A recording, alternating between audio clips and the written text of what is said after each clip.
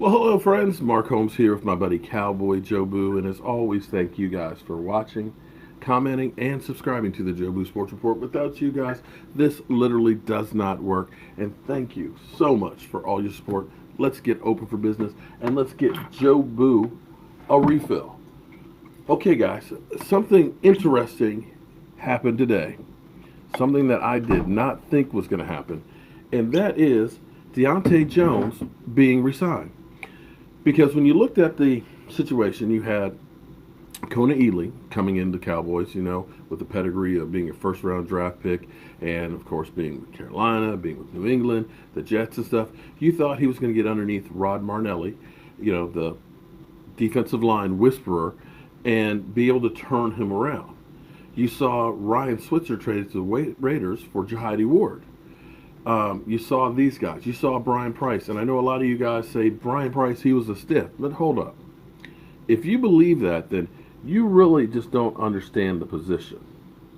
Because here's what you have to understand. The one technique guy is never going to be a guy that gets a lot of sacks and a lot of tackles. That's not his job. His job is to plug up the middle, to be a fire hydrant, to be an immovable force, to take on the double teams. Because if he's doing his job, they're not going to be able to run the ball that easy. He's taking up two men, which keeps your linebackers free. That's why the linebackers always have 100, 120, 130 tackles. That's why your defensive ends get all the sacks. So when you compare numbers like 3 sacks and 25 tackles as a number one technique guy, that's doing it really, really well. You don't get the numbers there. And Brian Price actually played really, really well. But it's a testament to the talent that the Dallas Cowboys have. They've got some young guys that are now in the mix there that are really coming along strong that you don't have to pay a lot of money to. So those guys, because their career, they have more upside to them. They don't cost a lot. You take those guys. And so that's where we are with the Cowboys. And make no mistake, the Dallas Cowboys have a lot more talent than they've had in past years. That's why you see a guy like Bo that can't make it, who's a draft pick. That's why you see Chaz Green. Well, Chaz Green just worked his way out, so that's a different story. But you see a Tapper not make the team because, let's face it, they got a lot of talent. But Datone Jones making to the team, well, maybe he's got a little bit of mojo. But I'm happy that he's here, and I hope that he does really, really well. Now, we're only 4 days 18 hours, 56 minutes, and 30 seconds away from kickoff against the Carolina Panthers. And I got to tell you, I'm as excited as can be. Now, the story that just won't die, Earl Thomas. I told you guys that Seattle is trying to force a move, okay? That's why one day they say, oh, we have been offered more than a third-round pick, we want to trade him. Then the next day we say, oh, no, we're not trading him, we're keeping him. But here's the reality. You know that Earl Thomas is serious. Earl Thomas has already given up well over $2.5 million and stands to lose $500,000 a week. $500,000 a week. So we're talking about $2 million a month. If he's not going to get that contract, he's not going to show up until October 29th. And he is a distraction for the team. So the team wants to go ahead and move him. They're trying to get a deal done. Now they say they want a second and some change. That's a lot to give up. I might be able to see a second. But understand, here's my argument. When you start looking at our Cowboys, where we make a trade for Ryan Switzer and bring a guy in return, he can't make the team. When you look at former number one players that we bring in that can't make the team, when you look at the talent that the Dallas Cowboys have, the positions that they have, when we start talking about next year's draft, if DeMarcus Lawrence has a great year, you're going to re-sign him. Taco's going to be there for a couple more years because he's under contract. Same thing with a Randy Gregory. You're looking at these guys that are young. We're one of the youngest teams in the NFL.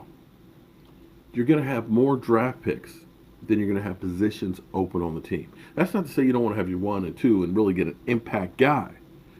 But the difference of what we have, and don't get it twisted. I think Xavier Woods is going to be a great player. I think Kevon Frazier is going to be a great player. I'm sold more on Jeff Heath now than I was before. But if you can get Earl Thomas anywhere near the way he played even last year, knowing this system, I'm sorry, you got to make that move. What he will bring to this defense is the finishing piece of the puzzle. He will give you time to let those young guys get better, to learn the craft from somebody who knows how it is. He's a guy who can whisper in the coach's ear, that knows what to tell these guys. A guy who can show these guys that jewelry, that ring, and give them something to inspire to. Believe me, this guy's on a mission. He wants to go ahead and show Seattle they were wrong for not giving him a new contract. That kind of passion, that kind of desire, that kind of skill is what you need to mix in with all of that youth. Now, I don't know if the Cowboys will bite, but I look at the moves and what they say. They got over $19.5 million. They freed up some more cash. Now, granted, we're going to need that cash down the road. But they haven't exactly made a major move at safety. And right now, Kevon Frazier just popping that shoulder back in with not knowing how long and how bad that hamstring is going to be with Xavier Woods. It could be another Awuzie situation where he gets out there and pulls it again and again and again. And you look at the talent. Now, I know the experts out there say the Cowboys, they're middle of the road. I know there's a poll out there that says we're 25th in the NFL. Don't believe that crap. This defense is a lights-out defense. It's going to be something the offense hasn't had in a long time. And that is a defense that's not the redheaded stepchild. It's a defense that helps the offense until you get a Travis Frederick back, until you get used to playing with these new wide receivers and these new parts. That, my friends, is what winning football is for the Dallas Cowboys. That is their true identity. Great running game, a controlled passing attack, and a dominating defense.